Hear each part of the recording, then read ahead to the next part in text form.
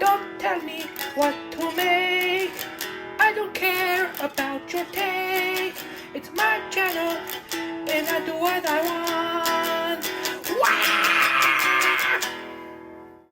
Wah! All right, welcome to Hobby Vomit.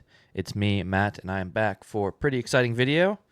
I am going to be tier ranking every movie that I watched in 2025.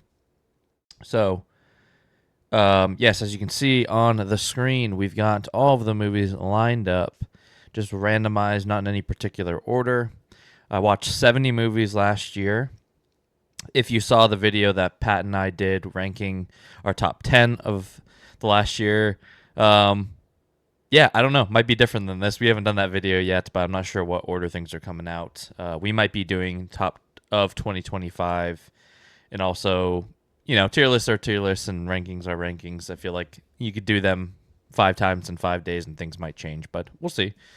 So, yeah, if you've never seen a tier list before, then what I'm doing is putting each of these movies into one of these 5 tiers. So we got at the top, the tippity top, the absolute cinema. So the best of the best that I watched last year. Next down from that is Chef's Kiss. Mwah. Next from that is pretty good. Then there's Meh, and then there's Eternal Sunshine Me Daddy. Basically, I'd rather make me forget, make me forget that I watched that movie because it was that bad. So yeah, something weird always about these tier lists for me is like red feels like it should be the bottom and green should be the top, but I don't know. I don't know. So yeah, basically I'm gonna some of these it's right, it's already, we're a quarter of the way through 2026. Some of these I watched on January 1st of 2025, so it's been a while. There might be some that I don't really remember, especially the ones that I didn't care for. I don't really know if I'm going to say too much about each movie. There's a lot to get through. So I'm probably going to try and spend like at most a minute and a half on a movie, but we will just have to see. So if you've never been here before, welcome. We do movies, books, games, all that jazz on the channel. Patrick and I, my brother, we do a movie club every once in a while. So yeah, I don't know why I'm introducing myself now, but here we go. We're getting into the tier list. So the first movie on here is First Reformed. I think this was an A24 movie with Ethan Hawke. Man, I really liked this movie.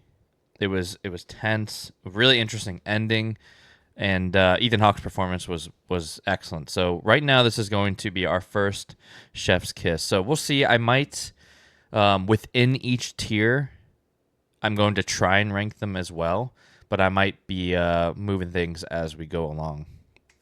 Next, we've got Phenomena.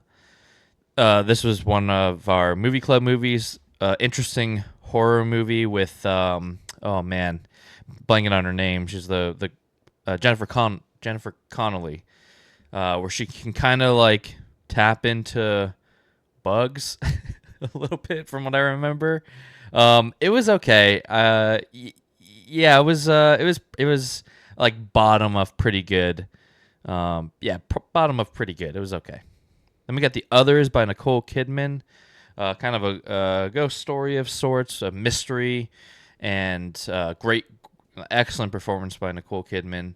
This is going to be bottom of Chef's Kiss for now, or top of pretty good. Reign of Fire, dragons take over the world, and it's kind of an action flick. It was pretty meh. It was meh. There's, I know it has a reputation of like these are still the best looking dragons in cinema, and maybe that is true. They did look good, but like the actual movie around it is just so only okay. 12 Angry Men. This is a really simple movie. It's just 12 guys sitting around discussing they're the jury. They're discussing a criminal case. But whoo, man, absolute cinema. Really, really liked it. Definitely a new favorite for me. Spaceballs. It is a comedy, kind of ripping on all of the the major players in the sci-fi space at the time. Most notably Star Wars and Star Trek. I can't remember what other movies. Yeah, it's Mel Brooks. It was okay for me. I think maybe me not loving Star Wars and Star Trek and the subject matter, and then combine that with like it just for it being a 90-minute movie, it felt like a 2.5 hour movie. The pacing was brutal to me. So this is gonna be above Reign of Fire, but top of meh. My heart can't beat unless you tell it to. It's like a family vampire adjacent drama. Really interesting. Definitely has like the indie feel to it, but good performances all around. And just yeah, I don't know. Something about it was just really intriguing, and I couldn't stop watching. So I really enjoyed it. So I'm gonna put that at the bottom of Chef's Kiss. I think the others is a better movie. Ginger Snaps. This is a werewolf cult classic movie. My brother and I watched for our movie club. It was really fun. This movie is really fun. Yeah, I really like this movie. There's a couple things that really bothered me about it, particularly the wig. One of the girls in the movie wears a wig, and it's just the most glaring, obvious wig, and I couldn't look away from it, and it just ruined every scene she was in. But yeah, this is a great movie. This is gonna be hard. I've not thought about these rankings at all. I also need to make sure that everything's staying on as this grows. I think I'm gonna put it there. It's a pretty good werewolf. I mean, like I feel like this and American Werewolf in London are like the two werewolf movies that I would watch repeatedly that I can think of in this moment. Fight Club, classic for a reason with Tyler Durden and banging soundtrack. I think. Oh man, I'm blanking on the director's name. It's the guy who did Gone Girl. But yeah, I mean, this is just one of the best movies of its kind of all time, in my opinion. It's a great, great movie. This is a rewatch for me. I guess I should be saying that. So far, none of these have been rewatches. Fight Club was the first. Absolute cinema, maybe the top of Chef's Kiss, but I don't know. There's a personal nostalgia factor, and it's just great. Maybe my favorite Brad Pitt role, one of my favorite Edward Norton roles, and just yeah, just awesome. Waterworld. This was an interesting movie. Really fun. Really, really, really fun movie. If you've never seen it, you should definitely watch it. It's just like a one of a kind productions. It's very silly. It's basically Mad Max on the water. And we did a movie club discussion if you are interested. It was I would say it's objectively not the best movie, but I had a really good time watching it. And I think it's one of those movies that like everyone would probably have a pretty good time watching it, even though if you like get to the nitty gritty, there's a lot of problems with it. So I'm gonna put it at the top of pretty good. The Lighthouse, A24 with Robert Pattinson and Willem Dafoe. These two lighthouse keepers go to an island to watch the lighthouse for their extended amount of time and start to maybe lose their minds as we go through the movie. And I feel like this movie does better than almost any other movie I've watched, except for we're about to talk about another one. You just like truly feel like you are losing your mind along with the characters as you do it. And just some of the dialogue is great. There's a big Willem Dafoe monologue that's just next level. It looks beautiful. It's Ari Aster. It looks beautiful. The black and white, I think, really, really works for it. It's not a perfect movie. I wish that there's a little bit of it that relies a little bit too much on outside knowledge, in my opinion. But it's still excellent. It's going to go at the absolute top of Chef's Kiss. Yeah. I could see it being bottom of absolute cinema, and we might bump it up there. All right, Climax. So this is the other movie that, like, whew, talk about a movie that makes you feel like you are going through what the characters in the movie are going through. This is like, it's not a oneer, but there are some. It's not entirely a oneer, but there is like the ultimate oneer in this movie. That we're gonna talk about Sinners and the scene in Sinners. The oneer and Climax puts that to shame. Like it's like Sinners is like baby's first oneer compared to Climax. Climax is just insane. And this is just a bunch of dancers that are part of a troupe, and they're celebrating a party at the end of a show, basically, and they're kind of just dancing. And then someone spikes the punch, basically, and just all hell breaks loose. And it's really disturbing. It's basically a horror movie with just some of the most insane camera work and performances. And for it to mostly all be a oneer is just wild. And yeah, it's high stress. It's a high stress movie, but really, really, really liked it. Um, this is gonna go, I think, just above First Reformed. Yeah, 28 weeks later. So this is the second, or I guess, yeah, the second in. I don't know what it is, a quadrilogy now, a quartet. There's four of them now: 28 days, 28 weeks, 28 years, and Bone Temple. So there's four now. This is the second one. This is the most like action, I guess. Maybe I'm trying to think of the new ones. Yeah, I would say this is the most like action heavy one. And it is my least favorite of the four. I've seen all four. My least favorite of the four. But with that being said, it's got probably the one of the best openings of a horror movie ever. Not even just amongst the four, ever. It's such a good opening scene that will just live with you. And like the main villain is really cool. It's just some of the logic is not there, and some of the performances. This is like a weirdly not all star cast, but some big names in there like Jeremy Renner and stuff, and Imogen Poots and Michael from Lost. I can't remember his name, but there's just some ridiculous. It feels like it becomes a little bit too cartoonish in this one compared to the other one. So, yeah, this is gonna be the top of meh.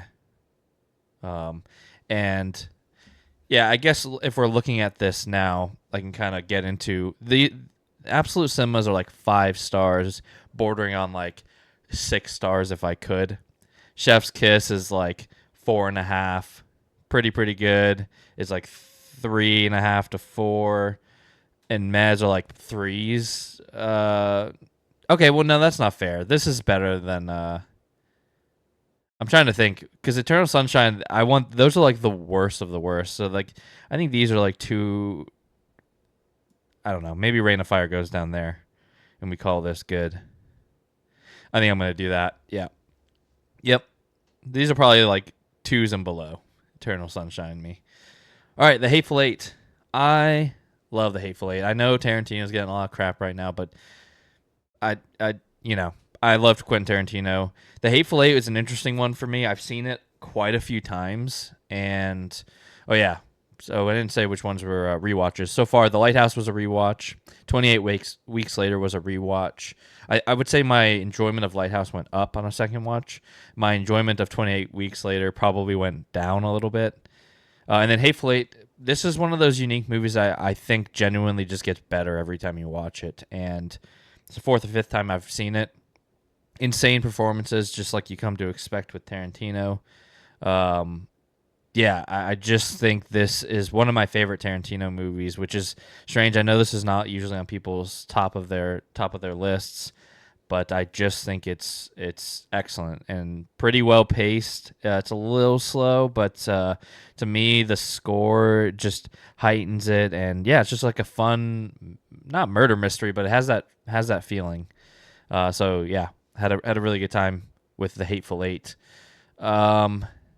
Do I like it more than The Lighthouse? I think I do. I think if The Lighthouse didn't require some outside knowledge for me to enjoy it as much, like I feel like The Lighthouse, when you finish it, 99% of people, maybe not that much, but 90% of people are like, The Lighthouse ending explained on Google, right? And I don't hate that about movies sometimes, but like that, The Hateful Eight, I'm grounded. I know exactly what's going on.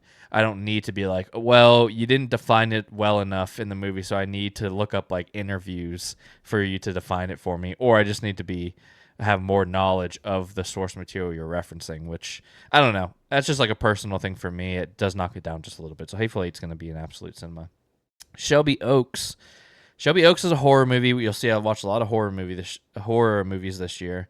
Shelby Oaks, I can't remember the whole story behind it, but I think he's a YouTuber or film critic that made this and got funding for it and everything. It was a big deal that he had this movie coming out, and unfortunately, it kind of sucked. Um, yeah, it just was super forgettable, laughable. The main actress I thought was just poor. Unfortunately, like I just didn't buy her performance. That it relied a lot on jump scares. It just wasn't. It just wasn't very good. Unfortunately, decent idea, but and then the ending was just. Yeah, not good. All right, anything for Jackson. This was a rewatch for me, and we did it for our movie club. This is a fun movie. It's not. I think this movie is better than the sum of its parts. It's made by like some guy who only makes like Hallmark Christmas movies, and it's kind of just like it just subverts almost every horror trope you could think of. It sets you up for something, and anything you think is going to happen, it goes an opposite way, and it feels really unique. It's not the best performances, it's not the best camera work, it's not the best lighting, it's not the best anything. But yeah, like I said, it's because it's unlike anything I've seen. It does feel like it got a little boost. So this actually, oh, do I like it more than Waterworld? I probably don't. I mean, Waterworld's got a lot of problems, but talk about a unique movie. Yeah, I think Waterworld's better. It's better. All right, Stop Making Sense. This is a concert documentary of the Talking Heads, and I think it's also A24, and I like the Talking Heads pretty fine. I would say I'm like one of those people that like knows the hits. Haven't really dived into him too much beyond that, but this was on my list to watch for a while, and you know I'd seen the big suit with David. I think it's David Byrne, and I watched this on a plane on the way home from a trip, and it was like not the best flight and bad experience, but like I'll tell you what, it like even being on like a bumpy flight, not enjoying the flight, but watching this, like you still can't help but just like smile watching it. It's just contagious fun and a really unique concert experience. And yeah, had a great time. I think it's a great concert documentary. This is gonna go here. Okay, you know what? I think I need to move these.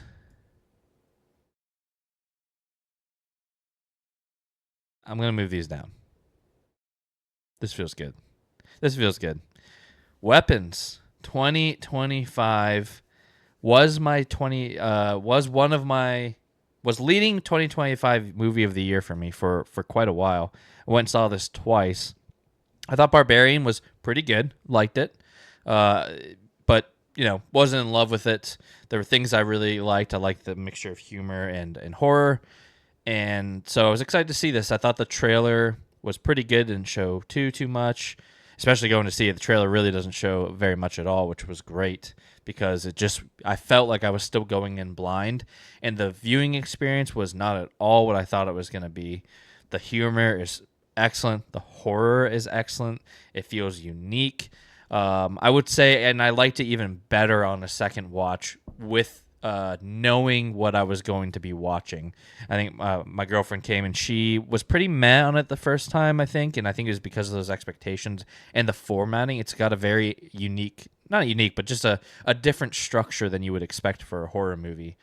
And then I think the second time when we saw it and she went in knowing what that structure was, it really heightened the experience. And yeah, I just think it's great. I mean, I haven't seen talking about Oscars, and you know, by the time this is live, the Oscars will have happened. The Oscars are tomorrow from when I'm filming this, but like if Amy Madigan won Best Supporting, like I wouldn't be mad at all about it. I think she absolutely crushes the role, and yeah, I hope it's kind of like a resurgence for her career. So this is a 5-star movie for sure.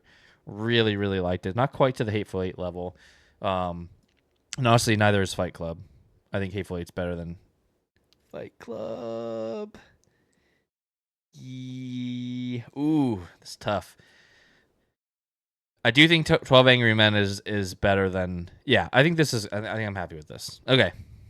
I Love You Man. This was a rewatch. I was showing Bree for the first time.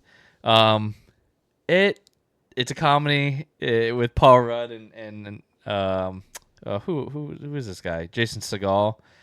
It's it's okay. It doesn't really hold up as much as I thought it was going to when I showed her. I was like, oh, this is great. This is like Step Brothers level, and like I think Step Brothers holds up a lot better than I Love You, Man. There's some good moments for sure. Like the slap in the bass is just iconic, but yeah, it's just kind of it's okay. This is gonna go at the top of meh. All right, Sinners. Sinners. This is the old controversial movie, the hot topic of the Oscars right now. Um, yeah, this is a so Sinners is an interesting one.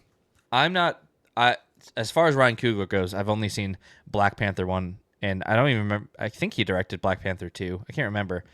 Fine. They're so fine. They're just fine. And Sinners, I think Sinners is a really good movie. I think it's a really good movie. I don't think it's a great movie. I don't think it's an excellent movie. I think there's a lot of problems with the movie.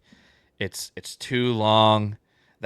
It's a movie of two halves, and I think the first half promised me something, and it was great. I loved the first half of this movie. It was a 5-star movie, the first half, and then the second half of the movie happens, and it just falls apart for me. There's too many holes in the plot.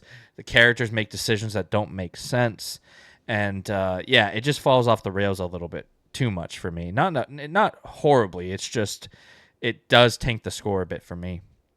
And yeah, I think Michael B. Jordan is fine. I definitely don't think he deserves Best Actor. I'm sorry. He just other performances I've seen are better, and all I'm doing is ranking it on their performance. I don't care about the politics and the cultural stuff that's going on outside. I'm just watching movies, and I'm just watching their performance. I think Michael B. Jordan was pretty good. He was good. I would say this is maybe the best thing I've seen him in, and I'm excited to see him and continue to be in more. And I'm super stoked for what this has done for his career. And regardless of whether he wins, even if he wins, I wouldn't be mad about it. I just don't think it should go to him. But if he wins, regardless, it's gonna be big for his career. You know, he already has a big career, but it's gonna continue to be big, and hopefully get him some awesome movies. And I'm excited to see Ryan Coogler in the future, what he's going to do next, because I think there's a lot that this movie does right. It's just yeah, I think it's like a top of pretty good. Whoops. It's like I think it's a 4-star movie. So it's like it could be we'll put it at the top, the bottom of Chef's Kiss. It is like I think it's better than Ginger Snaps for sure, but I think it's up here. The first half is just seriously so good. I just wish the second half was better, and it wasn't as long. It's very long to where I don't want to watch it again because it's so long. And you know, long movies aren't bad, but when the whole second half of it is just not to my liking, I don't know. I don't think I have any interest in watching it again. So yeah, it was good, and I enjoyed it. It was really good. I enjoyed it. The after credit scene though is just awful. Oh my gosh, look at the next movie. Look at this. I'm getting baited. This is hilarious. I didn't even see that. One Battle After Another by PTA. So yeah, I mean these are kind of the two best picture nominees right now. One Battle After Another and Sinners. I don't think there's anything else that's really up for it. I know at least like in the circles going around, this is what everyone is saying. It's either Sinners or it's One Battle After Another. To me, One Battle After Another is just objectively a better movie in almost every way as far as filmmaking goes. I just think it is. I know people talk about that one scene in Sinners. Like I said, I think it was good. I think it was a little goofy. I think the choreography was really good, but like maybe it's because I had just watched Climax, and the oneer in that is just it puts it to absolute shame. That I was just like, yeah, it was good. It was a good scene, but people are talking that they're gonna be teaching that scene in film school forever, and like I know culturally it means a lot, and like that's to me that's what makes the scene so good. The cultural meaning behind the scene, not the actual the filmmaking part of that scene. I thought was good. But I thought the cultural impact of that scene is what heightens that scene. But I think Climax just pulled it off better. One Battle After Another, Really good. I really really liked it. This is it's just right at the top of Chef's Kiss. It's got the PTA problems that a PTA makes really long movies, and I am not the biggest PTA fan. I I think his pacing can be a little problematic for my taste. Although I will say, um, There Will Be Blood, I think, is a perfect movie. So sometimes slow pace doesn't mean bad. I just think PTA movies, most of the time I leave thinking he could probably get a shave 20, 30 minutes off of that. I think One Battle After Another, I didn't really feel that way. This is, I think, one of his best paced movies. I thought Leo was great. Not deserving of Best Actor, I don't think. I just don't think he has enough screen time. He's a great performance for sure. But for me, like, I thought he was outshined by Sean Penn, who I think does deserve his best supporting. I think Sean Penn is just you hate him. He's like the worst, but I think he absolutely sells that role, and he became Lockjaw and was an iconic villain. And yeah, I just thought it was a great movie. I really really enjoyed it. So I mean, do I like it better than The Lighthouse? Yeah, I think I do. I think I am gonna put this up here. We'll see. I might readjust. I'm not trying to limit this to any amount, or any to any amount, but we'll see. Until Dawn. All right. Until Dawn. It's based off the video game. Barely. I think I went in with certain types of expectations for this because I'd played the video game, and like inspired by maybe, but it doesn't really feel like the video game at all if you've played it. There are parts you'll be like, oh, I kind of recognize some of that, but as far as the content, not really. This is like it's almost like a more like Cabin in the Woods kind of thing. They're they're just like a bunch of teenagers go to this house and they're reliving the same day over and over, and they're getting kind of picked off, and yeah, fun ways. I would say the kills were pretty unique here, and I enjoyed that. But overall, it was kind of a stinker. It was better than Shelby Oaks though, so this is gonna go above Shelby Oaks. All right, Companion. This was an early watch. It's kind of hard to talk about without spoilers, but it's a love story. It's a love story. Uh, yeah, I guess I can't talk about it without spoilers, really. I will say, I can't remember the actress's name, but really excellent performance from her. Dennis Quaid's son, pretty good. It's way more funny than I thought. It's kind of like a love story gone bad or gone rogue, and yeah, it was good. I would say it was good. I didn't love it. The plot was not really what I was expecting, almost at all. There's not a ton of. It's almost like a single. Feels like a single location movie, which I wasn't really expecting too much. And yeah, it was pretty good. It was pretty good. I don't think I would rewatch it though. That's the thing. Yeah, we're gonna put this at the bottom of pretty. No, I'm gonna put it above Phenomena. I think Phenomena was the bottom of pretty good. The Shining. This was a rewatch for me. Got to see this at the AMC and like on the big screen for the first time, which was awesome. I have a very weird relationship with The Shining. So when I was younger, I'm really getting into horror movies. I like loved horror movies. I wanted to watch the scariest movies out there.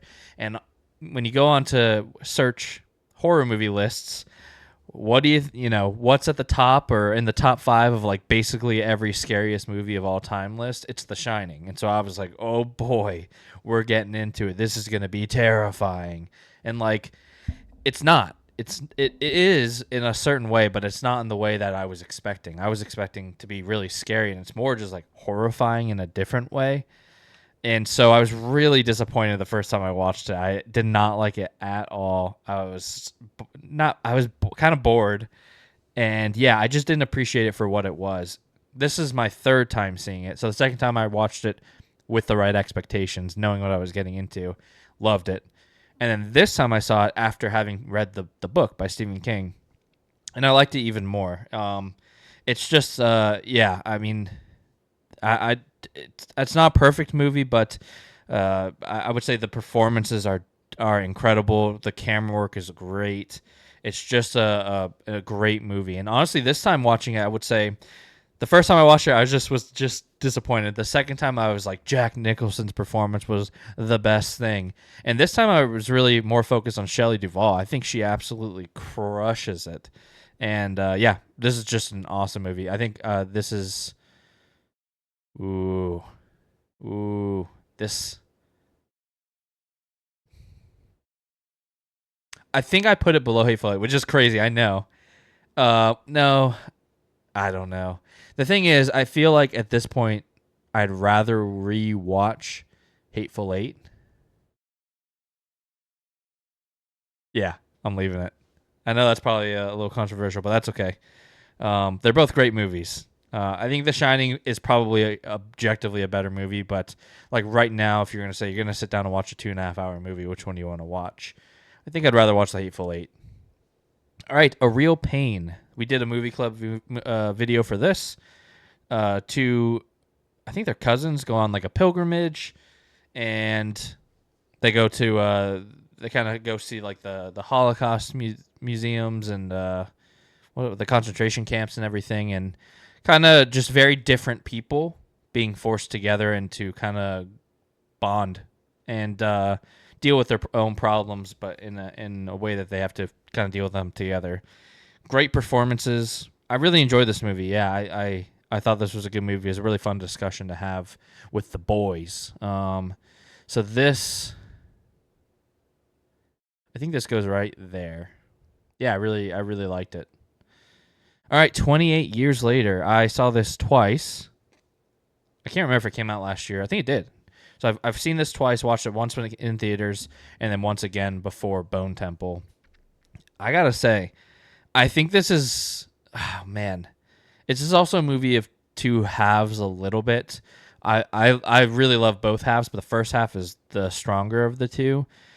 I I'm torn as to whether or not this might be my favorite of the 28 series. I know this is the most not just polarizing of the movies. It's very like love hate it seems, but I really enjoyed it. I thought the camera work was great, and weirdly, this was the year for me that like soundtracks like started. I can appreciate a good soundtrack, but some of these weird soundtracks that I watched this year that I'm like, man, this does not fit the vibe at all, but I like it. And this was one of them. The very, very weird, emotional soundtrack that while like zombies are hunting down and eating people, and it just like doesn't make any sense, but I really liked it. Yeah, I really like this movie. Um,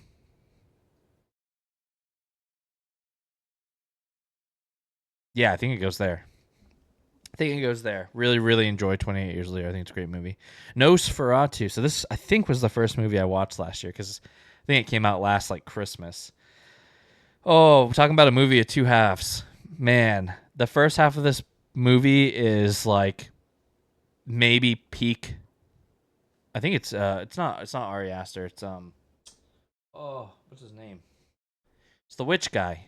And the light no, not the lighthouse guy. Lighthouse is, oh, am I blanking? No, wait. Actually, I don't even think the lighthouse is it Ari Aster? I can't remember. Who's the other guy? Whatever, doesn't matter. Nosferatu is this other guy, and I think I did the witch. And wait, is it? I'm blanking. I'm confusing the two. Anyways, it doesn't matter. Vampire movie based off the classic tale. I've never seen the OG Nosferatu. I thought the first half of this movie was insanely good, terrifying. It was like, oh man, it was just genuinely scary. I thought the first half of this movie was, and then the second half fell off a lot for me. I think it became more of like a crew getting together to like perform like not a heist, but it almost felt like a heist, and like yeah, it fell apart for me, but still really good. Just not as excellent as it could have been. It's still gonna go up here. Like I think if I would, uh, yeah, I think that's a good. Yeah, that's a good spot. Okay, I'm like, I gotta get my shit straight. Robert Eggers, is it? Yes, Robert Eggers. Okay, And The Lighthouse is also Robert Eggers. Pretty sure.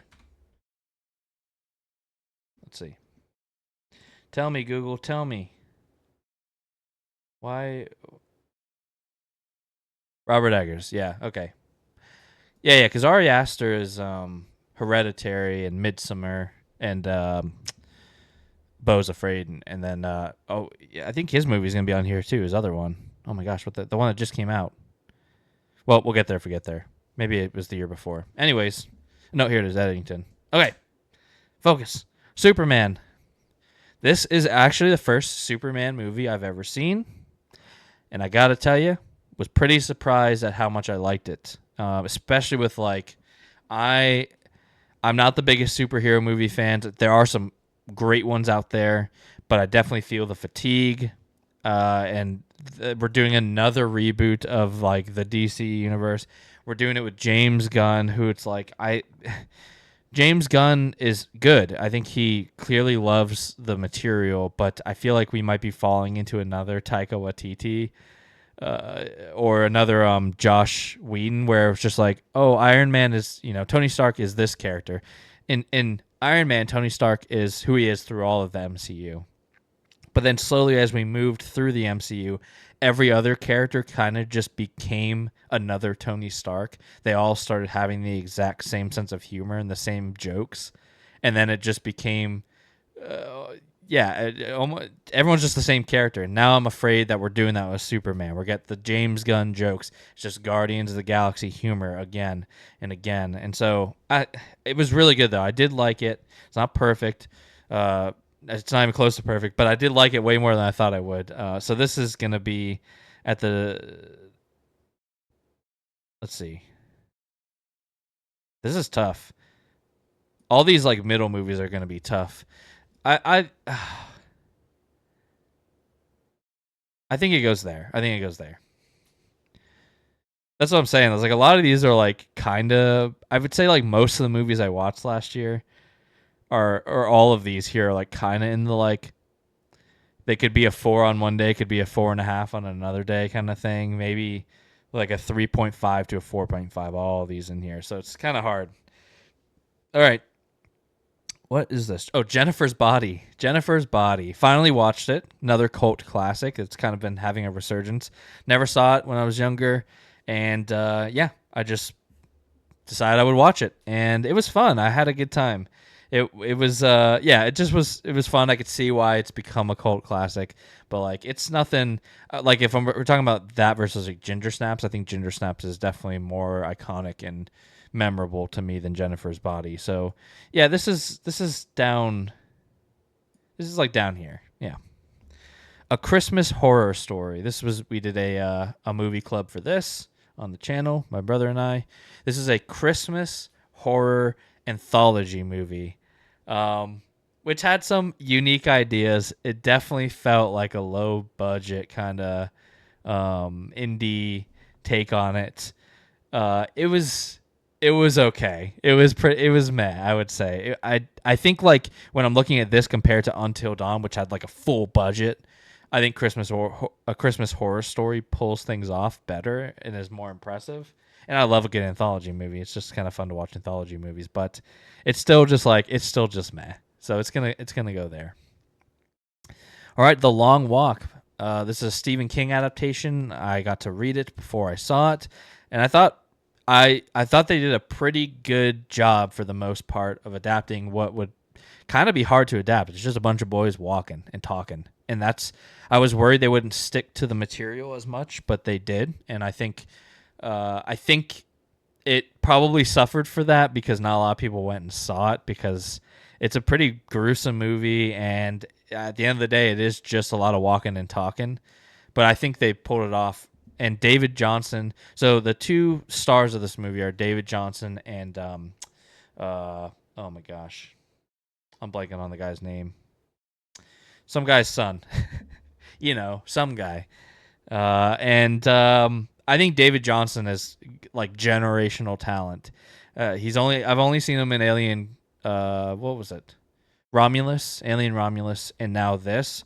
But I think he is going to be like. I think if he could get the roles, he could be kind of on like a Timothy Chalamet level. And I know there's a lot of hate around Timothy Chalamet, but like as far as getting good roles with just always really consistent, excellent performances, I think David Johnson could eclipse that if he could just get into the right roles. And I'm hoping that he does over the next few years, because man, he is just, it's some of the best acting I've seen in a long, long time, and I just really love David Johnson. So yeah, this I think it's still just pretty good at the we'll put it, yeah, we'll put it at the top, pretty good. But do I like it more than Sinners? I don't think I do like it more than Sinners. No, I don't. This is good. Yeah. All right, Dee Dee. This was gonna be. I watched this a long time ago. It was gonna be our first movie club movie. We ended up not doing it. It's just a coming of age wholesome movie. Honestly, I don't remember too much from it other than I remember liking a good amount. I think there's it's got everything the coming of age movies it's got. It's got some emotional moments. It's got some friendship and bonding. It's got some familial bonding, and yeah, I remember liking it a lot. Um,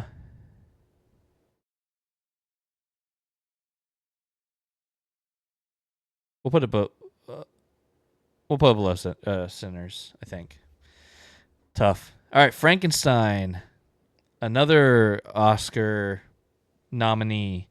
Frankenstein, another book that I read before seeing the movie. I got to read it for the first time this year or last year, and then watch it, and which was really cool. I was pretty excited. I wanted to make sure I read it before I watched it, and it was a really interesting book. So the book, when I finished it, I was like, yeah, that was pretty good. The writing style didn't gel with me too much just because it's old. But the further I got away from it, the more I was like, no, like I couldn't stop thinking about it and the message of the book and the themes of the book, and I've grown to really, really like it. So I was really excited to watch the movie because I was like, Del Toro, I really like Del Toro, and he's taking this and he's gonna he's gonna stick to the source material, and it's gonna be great. And it was not great, unfortunately. It was kind of a mess, and he just missed the whole point of the story of Frankenstein, which is crazy to me because that's like I just didn't expect it. I just thought he would.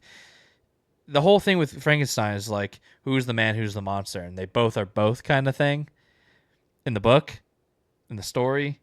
And then in the movie, it's just like, no, from the first scene, you know who the bad guy is, you know who the good guy is, and you never question either of them. You never understand both of them. You're just like, one guy's good, one guy's bad. And it's just, I just wish it weren't that. To me, the nuance of the characters is what makes Frankenstein great, and he took that out. And so therefore, what was left was just kind of like a dead husk. There's good moments here. Some of the visuals are like not that great either, though, for Del Toro.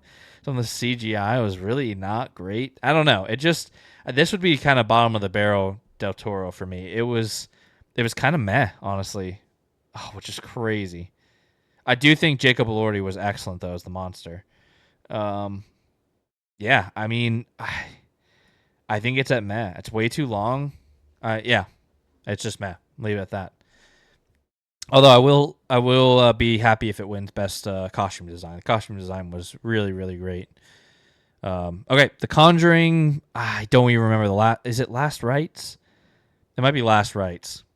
Oh my gosh, the stinker! What a freaking stinker! I absolutely love The Conjuring, the first Conjuring. It was a scary movie.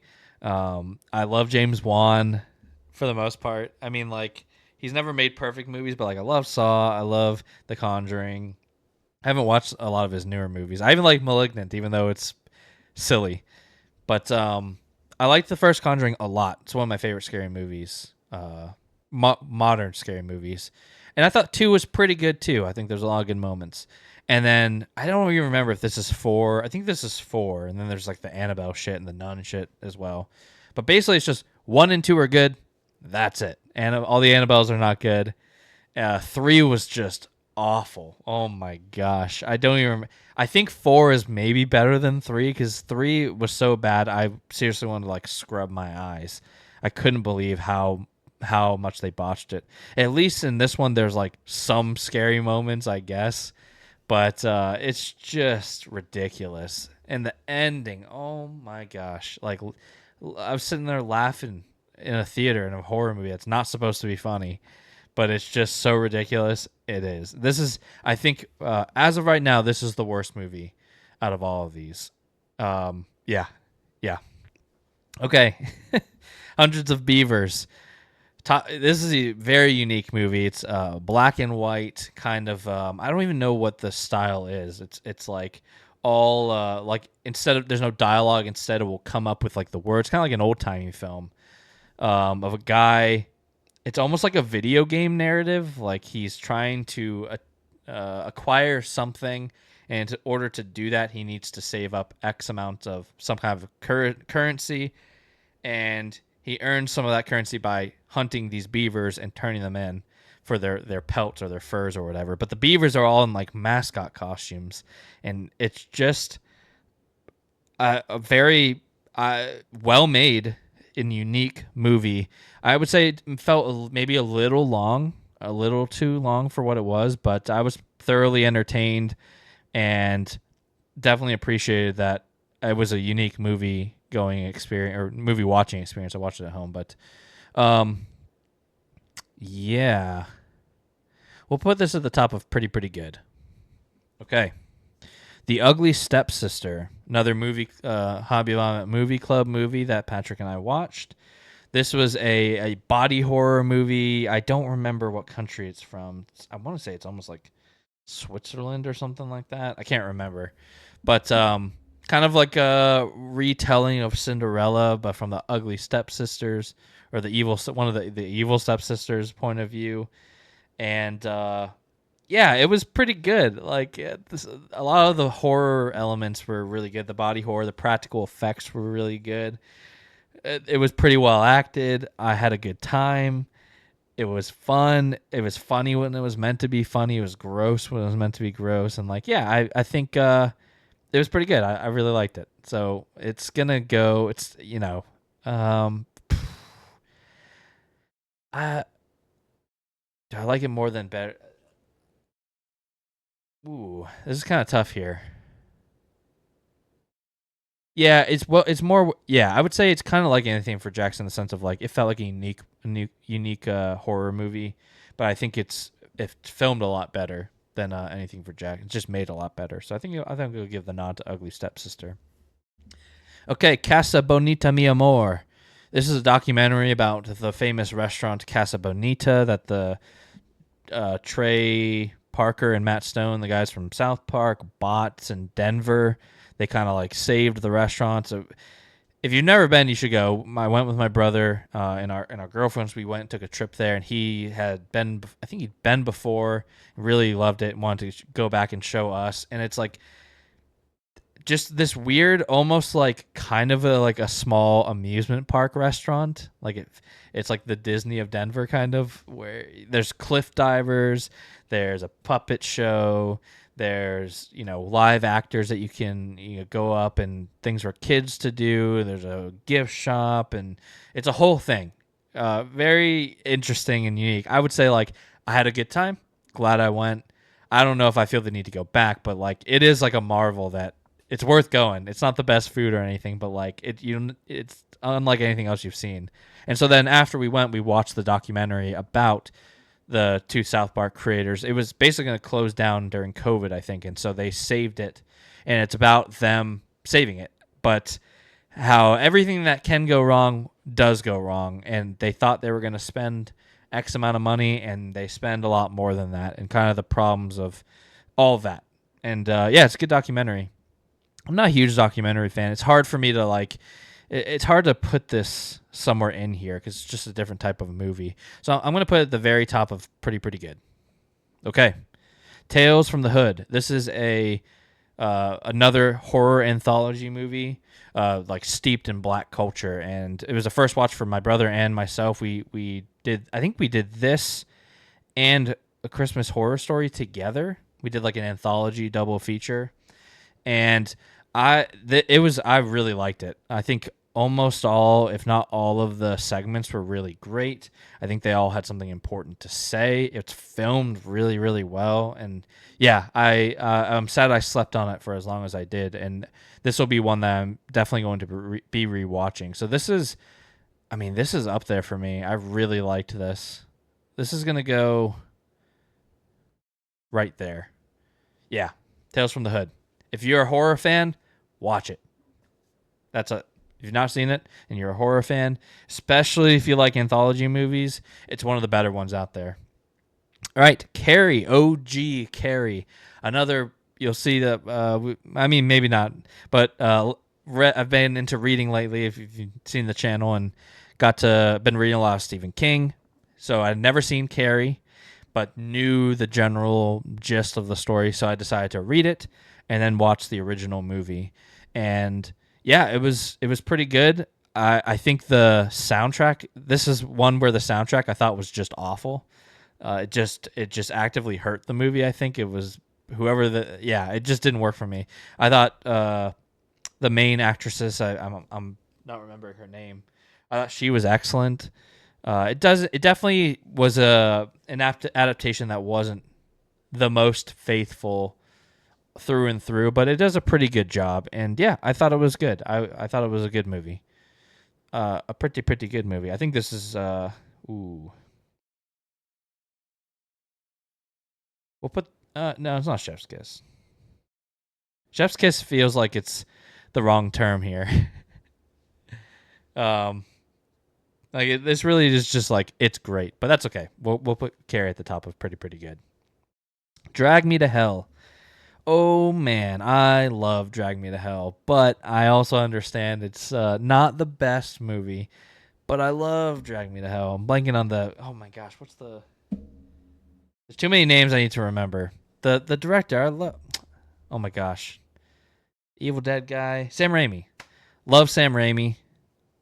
I love Drag Me to Hell. This one is, it's just it is ultimate Sam Raimi, but modernized. And yeah, I know that the main actress is not maybe the best performance, but it's actually gotten better for me on rewatches. I've watched this movie a lot of times. I like to show it to people. It's just gross and fun. It's funny. It's just a good time. And yeah, if you love Sam Raimi, I think you'll love this movie. I think. I mean, it's so Sam Raimi. It's crazy. So I love this movie. I think I love this movie a lot more than most. This is a chef's kiss for me.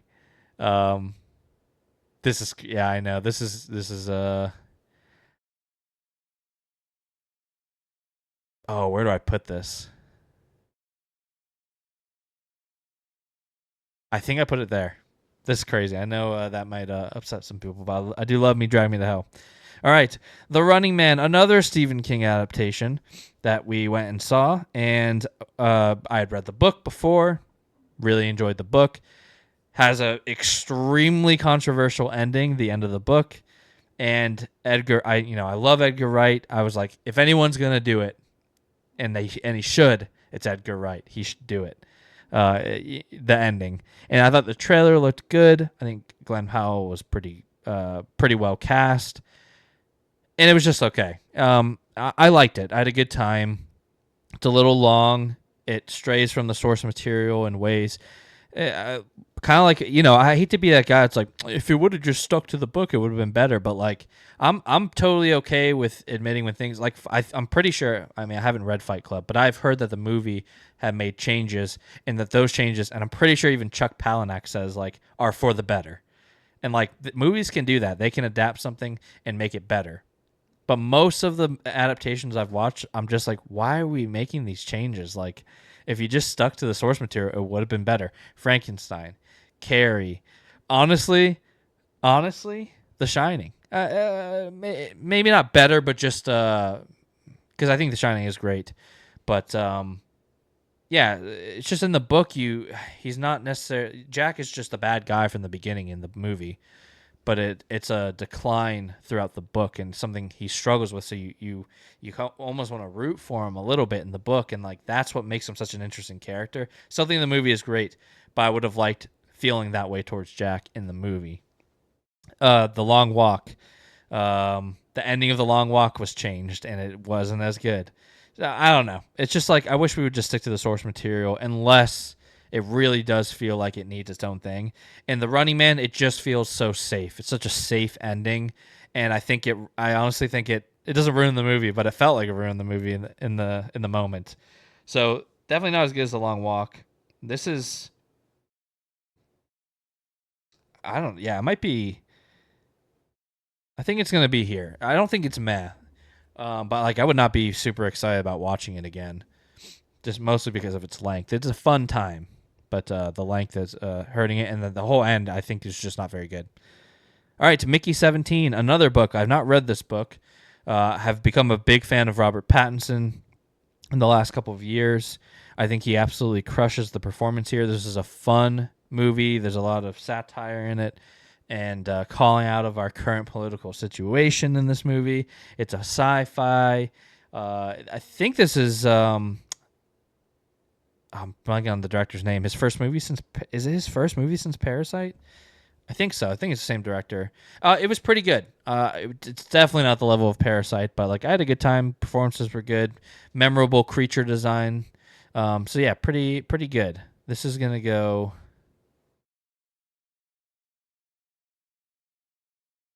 here. Oh my gosh, The Home. Some of these I forgot we saw. The Home. Pete Davidson in a horror movie, ladies and gentlemen. Give the man an Oscar. Excellent. This is like one of the worst movies I've ever seen. And it's just so bad. It's hilarious. I don't even know what to say. It's so bad. It's not so bad it's good. It's just so bad that I want everyone to see it so we can just be like, what? Like it's like someone needs to go see this so I can talk about it with them. Yeah, this is it's awful. There's basically nothing good about this movie. Yeah, basically nothing good about that movie. The Home. Possession. Kind of a I don't know if this is like a cult classic, but I know it's held in pretty high regard in the horror fandom. Basically a marriage falling apart, and we're following both people, and like shit gets really, really, really weird. And some of the most interesting camera work I've ever seen, let alone in a horror movie, and incredible performances. But plot wise, I think it struggles a little bit. And so for that reason, I think it hurt a little bit for me. But as far as like movie making goes, I couldn't look away. Like I just couldn't. Every shot was just amazing. So yeah, this is gonna go is gonna go pretty high. I think I would just rather watch Tales from the Hood again over Possession, just as a movie watching experience. It's a movie making experience. Watching for movie making, I think Possession would be the right call. But yeah, I think this is where it's going to land for now. All right, Wake Up Dead Man, the new Knives Out movie, the third Knives Out movie. Absolutely love the first Knives Out. I thought the second one was pretty meh, like very forgettable, worse in literally every way for me. I think the second one rode the hype of the first one. It's really well reviewed, and a lot of people, I think it's more well reviewed than the first one, which is wild to me. But I don't think a lot of people talk about it very much anymore. So I was a little hesitant going into this one. I think the cast of this one was very promising. I love Josh O'Connor lately, basically since seeing him in Challengers. And yeah, so I was excited, and it was pretty good. It was definitely better than the second one, not the level of the first one, but I still did enjoy it. Some really great performances in there.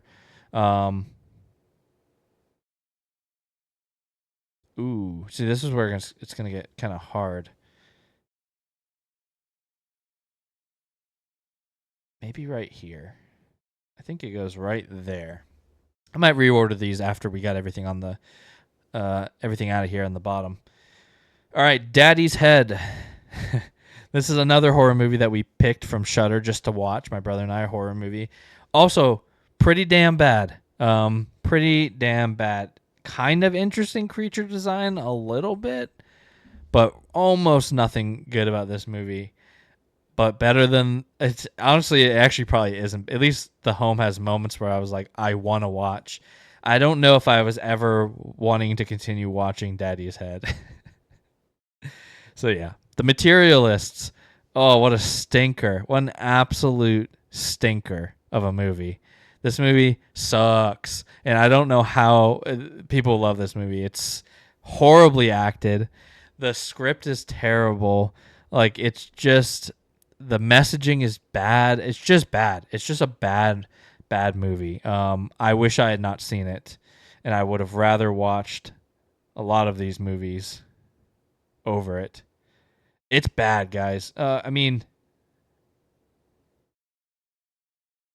I guess I'll put it there. Whew, that movie was, and it was funny because I got a bunch of people to go, or I went and saw it with a bunch of people. I was like, oh yeah, this is playing. So, I hadn't seen Celine Song's, I think it's Celine Song, her first movie, but I knew it was supposed to be good. Past Lives.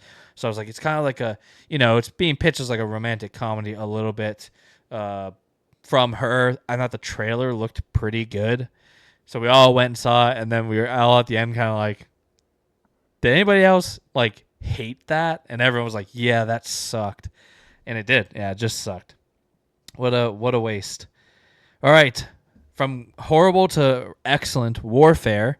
This was my first like front runner for movie of the year for 2025. It's still maybe top 5. I'll have to see when I do the ranking. And this was a movie that grew on me after I watched it. I had a good time watching it. It's like some of the best sound design you'll see. It's loud. It's one of those that was meant to be watched in theater. It's graphic. It's disturbing. It's a little one note, but and I think that was my problem. It's one note with like a one note message, and it kind of bothered me. But then when I really, thought about it, I was like, that it really is the point. And I think it does that really well. So this is a chef's kiss. I like it right. I don't know if I like it as much as Drag Me to Hell. It is objectively a better movie than Drag Me to Hell, but man, I love Drag Me to Hell. So it's gonna go there. All right, Donnie Darko. This is a rewatch for me. One of my favorite movies. I wanted to show Brie. Holds up pretty damn well, I would say. This is the first time I watched it a lot when I was in high school. First time watching it since high school, and like, man, it holds up. It really does. It holds up. This is gonna be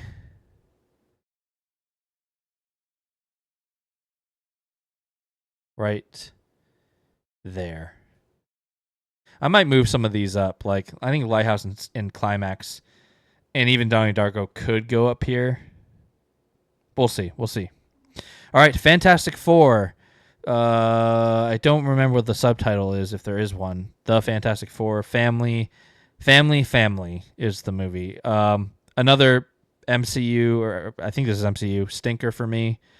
It just was not very good. I don't know if I have very much good to say about it. Some of the effects were laughable and just so bad, and the plot wasn't good. It just wasn't very good, guys. I'm sorry. Like I wanna like Superman. I'm willing to admit if a superhero surprises me in a good way. This one did not. But let's see where it actually belongs. Yeah, I think right there is actually pretty good. Bottom of meh. 28 Days Later. This was a rewatch. Really love this movie. Seen this movie quite a few times. Yeah. No notes really. I think this and 28 Years Later are my favorite of the 4. This is gonna go right. These two are really close, actually. I think it might. I'm just gonna slot it right there. Really, really love both those movies. So yeah. Friendship. This was an interesting movie. It felt like I'm blanking on the guy's name. What the hell is his name? Whatever. This is basically I Love You Man, which is funny. I didn't realize I watched them both in the same year. Tim Robinson. This is like a Tim Robinson's version of I Love You Man, both weirdly starring Paul Rudd. And yeah, this felt like a Tim Robinson sketch, but elongated, and it didn't really work all of the time. There are certainly moments that I just found hilarious. There are moments of brilliance in this movie, and that I still think about as some of the funniest things I've watched. But there's a lot of problems with it too, and I think that I had since watched The Chair Company, which was like his miniseries on I think HBO, and I think that did it a lot better for like long form content. But I had a good time with this. This was like bottom of pretty good. All right, Presence. This was a unique horror movie that unfortunately just did not work for me at all. I think not the whole thing is a wonder, but the whole thing is from the a unique POV of like a presence in a home that a family moves into, and there's a lot of mystery around that. Um, but unfortunately, it just didn't work for me. I think the idea is better than the execution. I think you put a different guy behind the camera and in the director's seat, and it works a lot better. But unfortunately, because of the way it was, it just wasn't great. But it gets props over Fantastic Four for at least being unique. All right. Oh, Black Phone 2. Oh, Black Phone 2. Maybe my most disappointing movie of the year. I think Black Phone 1 is fine. It's super fine. Like, it's pretty mid. But I thought Black Phone 2 had the chance to be awesome.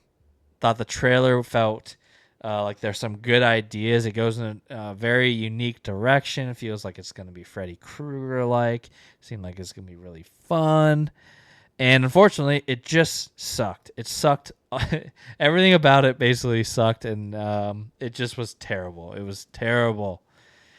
And it's like, it's not as bad as Daddy's Head or The Home, or it might be better. It might be worse than The Conjuring. But like, my disappointment level, it's like it's way over here. But yeah, it is one of those movies that like I wish I never watched it. The trailer's better than the movie. Do I like it more than The Conjuring? I don't. The two lead performances are just Ethan Hawke is very good. I know Pat didn't really like Ethan Hawke in that role. I think he's great in it. I think he pulls it off. I think there's a reason he's iconic in it. But other than that, the two kid actors are just awful. I'm sorry, they're just awful. And it just it just doesn't work. The dialogue in it was just horrible. Oh, that movie was such a big disappointment. All right, yep. The Good Boy. This is a horror movie, all from.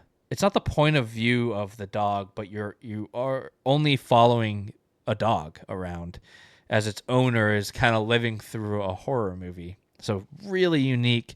The dog was great. Seriously, the cutest dog. I just hope that I'm pretty sure the director, it's his dog, so it doesn't seem like there was any like wrongful abuse or anything during the filming or bad conditions or anything. And seriously, the cutest dog. Like, it's worth, if you're a dog lover and you're a horror movie lover. It's not the best horror movie.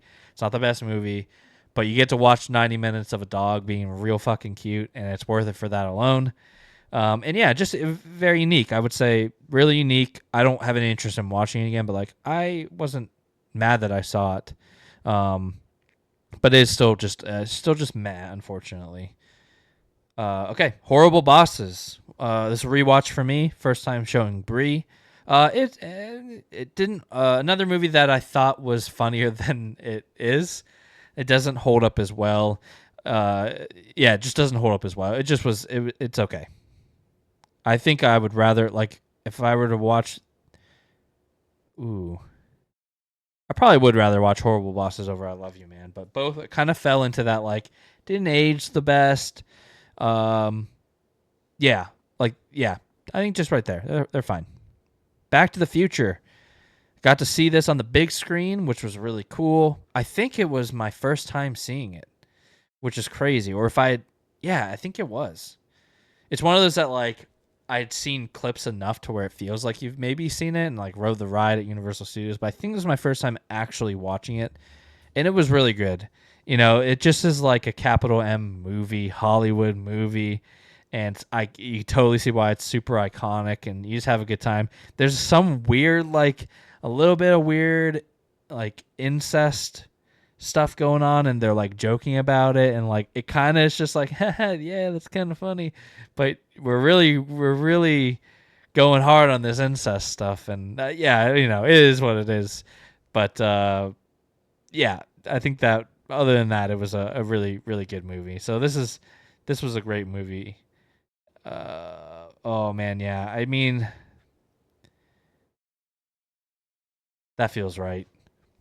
That feels right. Yeah. All right, Babes. We're on the final row. Babes was like a comedy with Ilana from Broad City. I don't know either of their real names, unfortunately. But they're like best friends. One of them gets pregnant, and it's like a comedy about that and their friendship. And yeah, I don't remember much more than that, but I remember it being like, yeah, this is nice. It's wholesome. The comedy's pretty good. Yeah. So it's kind of just like a meh for me. We'll put it here. This might be angering people, the Spaceballs being this low, but I'm keeping it. Sticking by it. The Monkey, another Stephen King adaptation. 3 in a year. I think 3 came out last year, and then I also saw Carrie, and I watched The Shining. Watched a lot of Stephen King adaptations, but yeah, The Monkey. This was an Osgood Perkins movie, so I liked the oh jeez, this is the half of this video is just me going, oh jeez, I don't remember the Long Legs. Long Legs. I think Long Legs was like 5 out of 5 trailer and like a 3.5 out of 5 movie. There's some really great stuff in there. Some of the I think Osgood knows how to make a movie look great. And that's true of The Monkey too. Some really just beautiful shots, some great lighting, great imagery, but they always seem to almost like miss the mark at the end. And The Monkey definitely misses the mark. It was not great. Yeah, it just wasn't very good. Very unlike the short story. Short story is awesome, and I was like, man, this could be sweet if they do it like the short story. And this is like one of those that it's not like they mostly stuck to it and it went another way. No, this is like almost entirely different, other than the fact that there is a toy monkey. I mean, that's really the only thing. So yeah, I mean, sorry, it's not down there. It's still there are redeeming moments, but it's pretty meh. We're gonna leave it there. Yeah, it just wasn't great. Nickel Boys. I saw this because my Cinemark was doing a Oscars from 2020, the Oscar Best Picture nominees from 2024, and I knew this was a unique film style. Like all of it's from like point of view of one of these two boys at a boys like what I can't remember, like a reformatory basically. And yeah, just really really excellent. Yeah, excellent movie. Hard to watch a lot of times. Culturally impactful. It's worth seeing if you love film for sure. I don't know if I would want to watch it again, but really really really great. Yeah.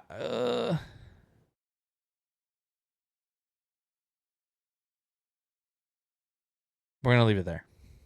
Eddington. Eddington was a really unique movie, or a very interesting movie.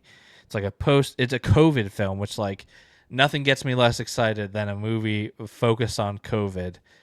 But I think what Ari Aster does really well is create stressful, anxiety-inducing moments. Like the first segment of Beau is Afraid is just that is what anxiety feels like, and he just nailed it.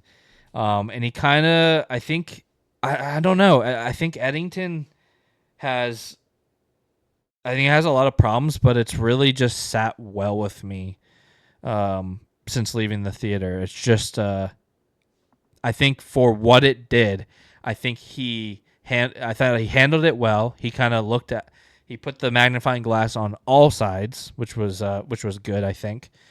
And yeah, I just left thinking this is better than I thought it was going to be, and it stuck with me. So it's no, never going to be a favorite or anything, but like I think it's better than Friendship. I think it's better than The Running Man. I think it's better than a lot of these.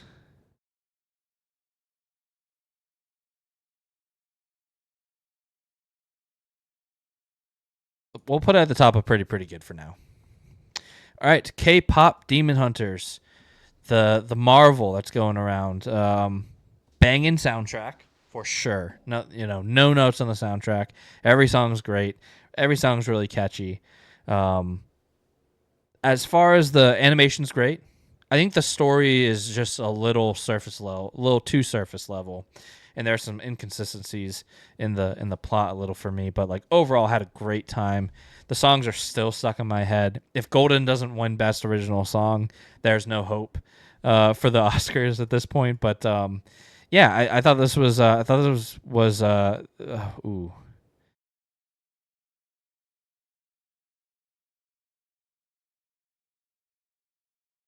I don't know, man. It might go like right. I don't know if I liked it as much as Sinners though. It's just the first half of Sinners is so good. It's so good that it's really I think K-pop's more consistent, but the first half of Sinners is just like it's so good. We're gonna I'm gonna put it there. Something about Eddington is just really stuck with me. So yeah, we're gonna do that. Together, a horror movie, a body horror movie with the real life couple of Dave Franco and Allison Brie. That apparently they stole the script from someone else and then they fought it and beat it, even though the evidence was really damning, but they swear it wasn't true. Who knows? I don't care. I just wanted to see the movie, and I hope that if that I feel bad for the person they stole it from if they did indeed steal it, and that sucks and that's shitty. But I went to go watch the movie, and I'm going to judge the movie based off of what it was, and I had a good time. It was way funnier than I thought it was going to be. There's way more humor in it than I thought there was going to be. The body horror was great. The scary moments were scary. Yeah, I thought it was really good. I thought the ending was fine. It didn't wrap up the way I necessarily wished it would. But yeah, it's been great couple years for body horror. We had The Substance, we had Together.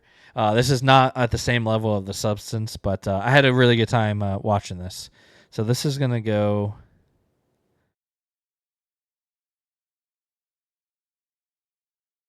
Ooh, do I like it more than The Long Walk? No, I'm putting The Long Walk here. I think just David Johnson. Honestly, like David Johnson carried this movie. If he it's Hoffman, Philip Seymour Hoffman's son. I don't remember his first name, but I think you replaced David Johnson with someone else, and this drops pretty significantly. But his performance, it might be the best performance I watched last year. It's not a lead role, but him, the supporting role was just like not something you would get nominated for this type of movie, but he should have. It is like okay, maybe it's not as good as Sean Penn, but like it's at the same level. I would say honestly, I really would. I would say it's at the same level as Sean Penn of just he became this character and he is just excellent, excellent. I cannot wait to see what David Johnson does. All right, sorry, I love me some David Johnson. Death of a Unicorn. Saw this with my dad. We wanted to go see a movie. We watched the trailer and said, this looks terrible, but like kind of fun. Maybe it'll be fun. And like, it was a little fun, but it was not very good. It's Paul Rudd and Jenna Ortega. It's an A24 movie. They're like hunting unicorns on this property, and it's just yeah, it was not great. It wasn't great. We'll put it there. At least Until Dawn had a lot more. There is creativity in Death of a Unicorn with just the unicorns, but I thought the creativity of Deaths and Until Dawn was just more entertaining throughout. All right, Marty Supreme, the last movie I watched last year. For me, I know there's a lot of shit going on with Timothy Chalamet, but again, like I said, I'm just judging based off of the performance. And to me, I think Timothy Chalamet had the best performance that I saw last year, and I think he deserves the Oscar.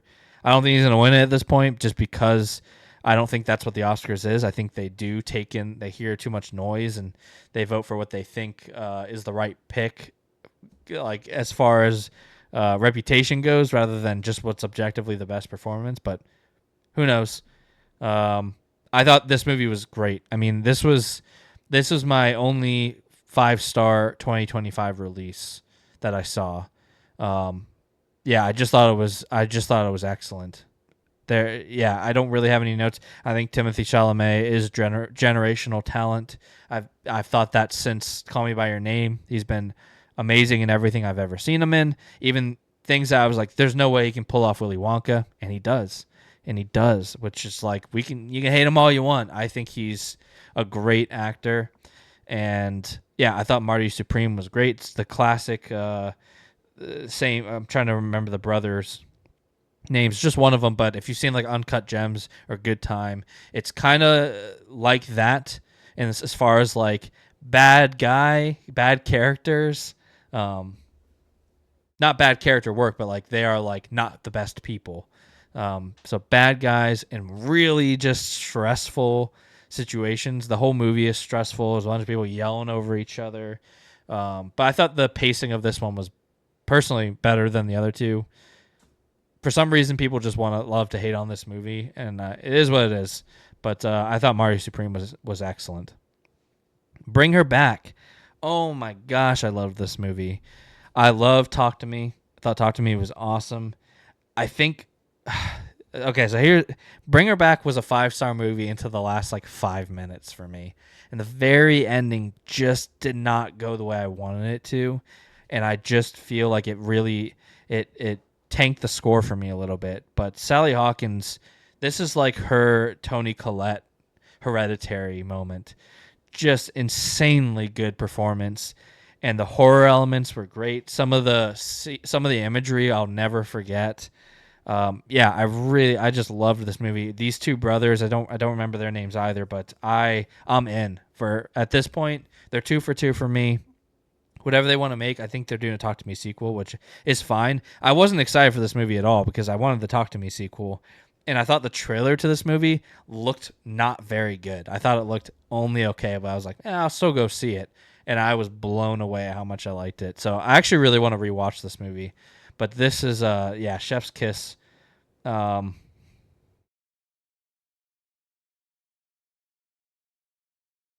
oh man, it sucks, man. It's just like these movies are all so good, but this is it's like this feels like all right. We're gonna put it there. We're gonna put it there. I think this is right.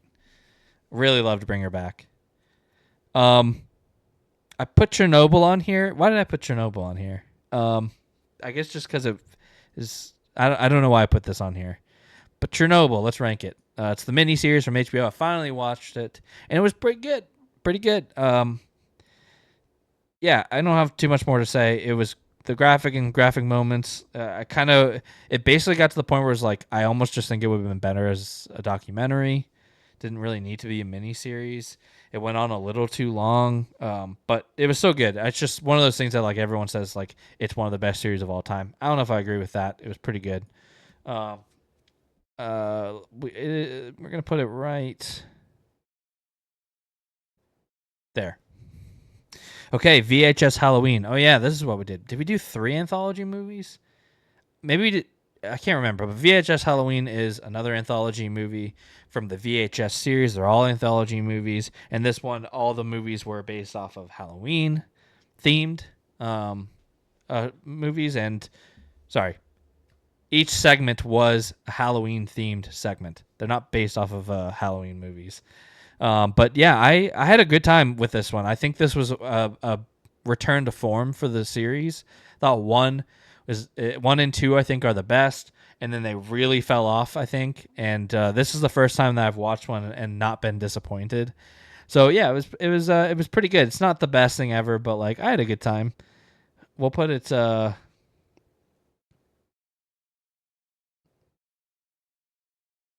right there. Feels right. Okay, Avatar, Fire and Ash. I'm an Avatar fan. You know, that's another series that I know a lot of people love it or hate it. It seems like it's all over the place. Yeah, but I love it. I think 1 is really good. I think 2 is incredible. I thought Way of Water was great. It's my favorite of the 3. And then Fire and Ash I thought was pretty good too. Definitely my least favorite of the 3. I think a lot of the criticisms around 3 are justified with it being a little derivative of itself of 2. It just felt like we were kind of watching parts of the same movie again, maybe from different perspectives that we didn't necessarily need. But there's also a lot of greatness in this movie too. It looked absolutely gorgeous, just like you'd come to expect for Avatar. And yeah, I mean, like, it's 3.5 hours, and I never found myself bored for a second. So the fact that you can get me to sit down for 3.5 hours and keep me entertained, that's impressive in itself. And like, I'm in. If he wants to keep making them, I'm gonna keep seeing them. So yeah, this is. I think here feels right. Something about Eddington. It's like I probably would rather rewatch Avatar, but Eddington, just something about it stuck with me. So yeah, and then Sing Sing. Sing Sing. We did the movie club for this if you are interested. It's about these men in prison that start performing theater. And it's a very emotional story. I think it's based off a true story. It's very emotional, tugs on the heartstrings. To me, I think it tried that part of it a little too much. I thought it was pretty good. There's some moments of cheese that didn't really work for me. That I thought they're like, this is gonna get them, this is gonna make them cry, and you could always tell those moments that it didn't feel natural. It felt like we came upon a part and they're like, now we're gonna make you cry, and then it's just, I don't know, it just didn't work for me as much as I would have liked. So this is just a pretty good for me. I definitely would not be interested in watching this again, which is fine. That doesn't have anything to do with my rating unless it's like 2 are equal. Because there are some of my favorite movies that I love that I'm like, I don't really want to ever watch that again. So it's not really part of my ranking. I do think it's probably right here. All right, we did it. 70 movies. So let's see. I think this is fair to move a couple around. Maybe not that many. I do think Lighthouse and Nickel Boys deserve to be in absolute cinema. I think they are just, great movie success stories, unique. Yeah, I mean, no, I'm not gonna put Climax at the top. But that oneer, honestly, the oneer makes me want to put it. It almost feels like it can eclipse that, but it's a little too loosey goosey to be up there. I think this is good. And then within each one, I do think 12 Angry Men might be the best movie I watched last year. I think it is. It's just very, very good. This feels good. I think I'm happy with this. Yeah, we're just going to leave it. It feels like a pretty good spread. Yeah, okay. We did it. We did it, y'all. 70 movies. How long did it take? A little over 70 minutes, so not too bad. Not too bad. More like 90 minutes, but not too bad. So, yeah. Hopefully you enjoyed watching, and I know there's some hot takes in there. So hopefully you understand. Obviously, the whole thing is subjective. And, yeah. That's it. I'm not going to ramble anymore. That's it. That's it. I'm Matt. This is Hobby Vomit. Those are the 70 movies I watched last year in 2025, tier ranked. And then, we'll see how wrong I am when the Oscars come out tomorrow. Thanks for watching. Goodbye.